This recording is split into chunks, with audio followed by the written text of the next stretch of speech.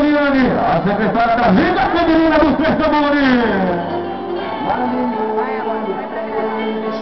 Já pula. Vai lá, Ivana. Ela vem pegando o tempo 16,69. Bala para o primeiro tambor, iniciando o seu tempo agora. Ivana Jebe na disputa dos Três Tambores em Socorro. Atenção, de Antônio vai torcendo para Ivana aí. Agora no terceiro tambor, senta na tela e deixa de lá, Ivaninha. É você na reta final, solta tudo no Ivani. Aí é bonito demais, tipo. Chegando o tempo 16,452.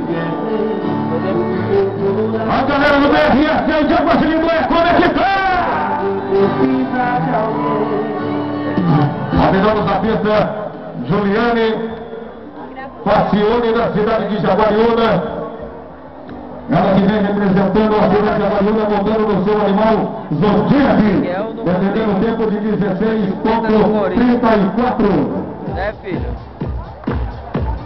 Juliana Facione, que foi campeã brasileira do Sul 2009, campeã em Mogi Guaçu 2007 e tem Gama 2007 também. É os melhores do Brasil representando Socorro 2009. Vai lá, Juliane, iniciando o seu tempo agora. É a disputa dos Três Tambores, as melhores competidoras do Brasil em Socorro. Vai lá, representando a cidade de Jaguariúna. Agora no terceiro tambor, mostrando todo o seu talento.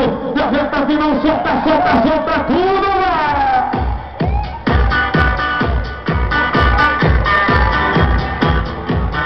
Pegando o tempo, por enquanto, o menor tempo até o presente momento.